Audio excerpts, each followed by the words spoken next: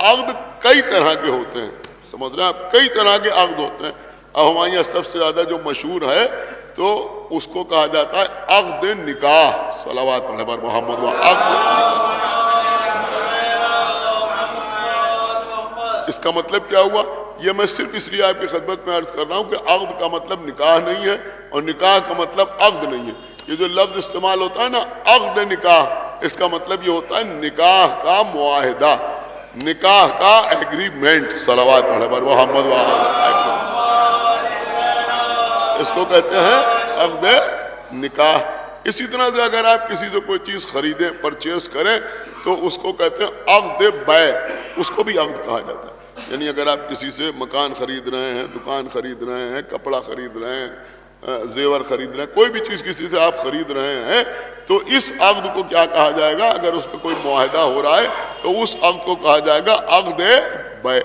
آپ کسی کو کرائے پر اپنے گھر میں رکھ رہے ہیں، کسی کو کرایہ دار بنا رہے ہیں، تو اس کو کہا جائے گا عقد اجارہ. صلوات پڑھنے پر محمد.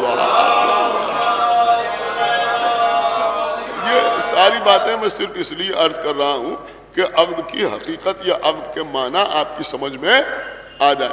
اب عزیزوں، عقد کے منعقد ہونے کے لیے، عقد کے انعقاد کے لیے کچھ چیزیں ضروری ہیں، کچھ شرائط ہیں. سب سے پہلی شرط تو یہ ہے کہ عقد کے لیے دو فریق کا ہونا ضروری ہے، دو پارٹیز کا ہونا ضروری ہے، دو کم سے کم یعنی دو افراد کا ہونا ضروری ہے. اگر ایک ہوگا تو عقد کا انعقاد نہیں ہو سکتا. ایک آدمی کیا عقد کرے گا؟ کم سے کم دو کا ہونا ضروری ہے. اب اگر کہیں ڈیل ہو رہی ہے، اگر کہیں مکان خریدا جا رہا ہے، کسی کو کرائے پر دیا جا رہا ہے، یا کسی اور قسم کا معاہدہ ہو رہا ہے، تو میرے خیال میں یہ بات تو خود ہی آپ کی سمجھ میں آ رہی کہ اس پہ کم سے کم دو آدمی ہونا ضروری ہے. دو سے زیادہ ہوں تو ان کے درمیان بھی معاہدہ ہو سکتا ہے، تین فریق ہوں تو ان کے درمیان بھی معاہدہ ہو سکتا ہے، چار ہوں، پانچ ہوں، 6 ہوں، 10 ہوں، 100 ہوں، ان کے درمیان بھی معاہدہ ہو سکتا ہے. کوئی اپر لمٹ نہیں، لیکن کم سے کم دو آدمی تو ضروری ہیں. اگر دو نہیں ہیں تو عقد کا انعقاد نہیں ہو سکتا.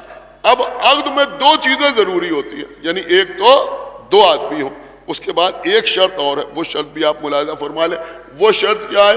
کہ وہ شرط یہ ہے کہ ایگریمنٹ اس وقت ہوگا، معاہدہ اس وقت ہوگا جب ایک کی طرف سے آفر ہو، دوسرے کی طرف سے ایکسیپٹنس ہو.